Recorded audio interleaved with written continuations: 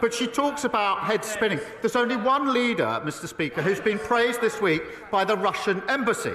And if she carries on echoing Kremlin talking points like this, Reform are going to be sending her an application form for membership. I asked the Prime Minister what he believes in. He had to look in his folder to find the answer.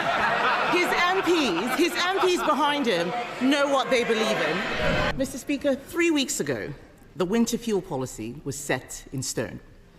2 weeks ago, the Prime Minister U-turned. Today, the Chancellor is rushing her plans because she just realised when winter is. So, on behalf of the pensioners who want to know, can the Prime Minister be clear with us here and now? How many of the 10 million people who lost their winter fuel payments will get it back? Prime Minister. Well, I'm glad to see she's catching up with what happened 2 weeks ago. Mr. Speaker.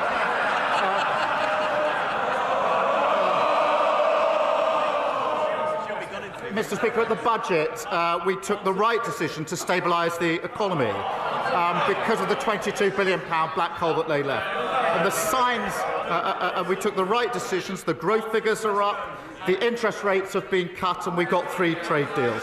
So we will look again, as I said 2 weeks ago, at the eligibility for winter fuel, and of course we'll set out how we pay for it. But because we've stabilised the economy, Mr. Speaker, we on this side are committed to the triple lock, and that increased pensions by over £400 this April. On their side, they say the triple lock is unsustainable, and I think her position is she wants to means test it.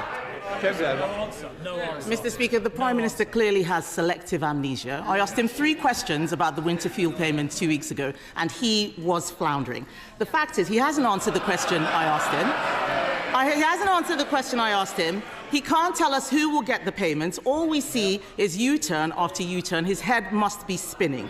Will he apologise now for taking the payments away in the first place, including to his own backbenchers? And can he tell us how he's going to pay for this? Well, Mr. Speaker, we took the right decisions at the budget because we needed to stabilise the economy. She needs to apologise for the fact that they left the economy in a terrible state. We had a mini-budget which blew up the economy, and we were left with a £22 billion black hole. When she gets up, perhaps she should apologise for that. Mr. Speaker, the OBR has said there was no such black hole. He's just given away £30 billion for the Chagos Island. That's his black hole. He hasn't stabilised the economy. Borrowing prices are higher now than any time in the last Parliament. He has not stabilised the economy. He has no clear answers on what he's doing. It's just chaos, chaos, chaos. He keeps making announcements with no detail. So let's move to another area of confusion. Can we get a simple answer? Will the government keep the 2-child benefit cap? Prime Minister. Mr. Speaker, I'm absolutely determined that we will drive down child poverty. That's one of the proudest things of the last Labour government. That's why we've got a task force. That's why we've got a strategy, and we'll set out that strategy in due course. But we drive child poverty down. Under them, poverty always goes up. Kemi Badenoch. I didn't ask him about a task force. I asked him if he will keep the 2-child benefit cap, and he doesn't know. It's just chaos and uncertainty. He has no details. He is briefing something and causing a lot of confusion to the people out there. But on that 2-child benefit cap, Mr. Speaker, I'll tell him this. I believe in family, but I also believe in fairness. Yes. On this side of the House, we believe that people on benefits should have to make the same choices on having children as everyone else. Yes. What does the Prime Minister believe? Mr. Speaker, I believe profoundly in driving down poverty and child poverty. That's why we'll put a strategy in place. But she talks about heads spinning. There's only one leader, Mr. Speaker, who's been praised this week by the Russian embassy. And if she carries on echoing Kremlin talking points like this, Reform are going to be sending her an application form for membership. Mr. Speaker, I asked the Prime Minister what he believes in. He had to look in his folder to find the answer. His MPs behind him know what they believe in. He doesn't know. Mr. Speaker, he has been in government for nearly a year. It's only going to get harder. It's only going to get... Yes. He's been in government only a year. It's only going to get harder and harder. The canned forced laughter, the planted questions, all of this is going to disappear because at every single point, things are getting worse. He has to ask Morgan McSweeney what it is that he believes in. But the fact is the chaos is being felt in the economy. The Chancellor said she would not be coming back with new tax rises, but she will have to pay for all of these U-turns which she's announcing out there, isn't she? Yeah. Prime Minister. Mr. Speaker, I'm going to look in my folder because here I've got the quote that she had on Sky News. I will read it, thank you.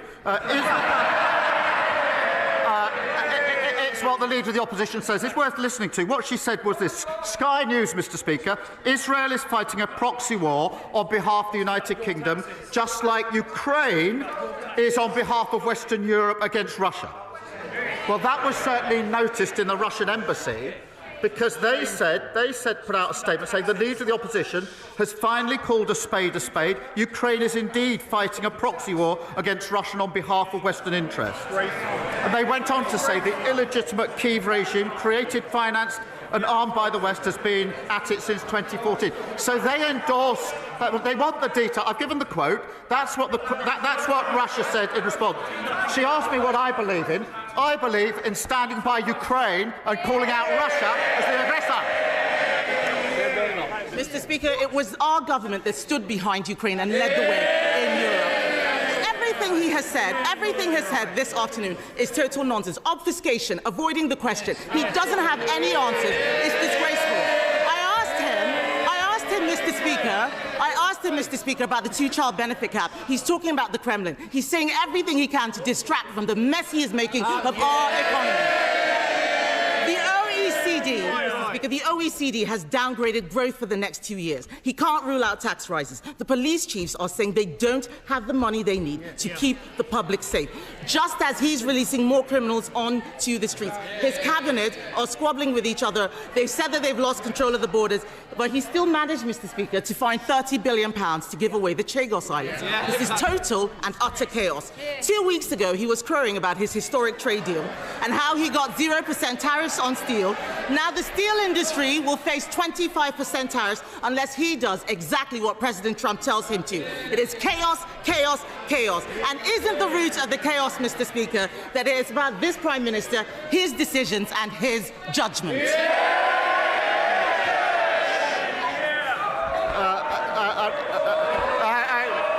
The only advice, Mr. Speaker, she gets up on a Wednesday morning, scrolls through social media, never does anything. We're the only country in the world that isn't paying the 50% tax on steel. And we're working in the US, and that will be coming down. We are working on it to bring it down to zero. That is going to happen. Order. Please. Let's listen to the answer, even if you don't believe you're getting one. It is how the Prime Minister wishes to.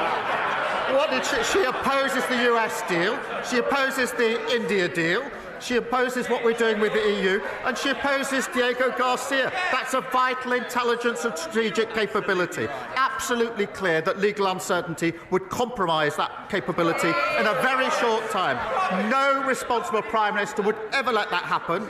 We have secured the long-term basis for the base. That has been welcomed by, Mr. Speaker, welcomed by the US, NATO, Australia, New Zealand, India. They're our allies. It's been opposed by our adversaries, Russia, China and Iran. And into that column we have reform, presumably following Putin, and the Tories following reform.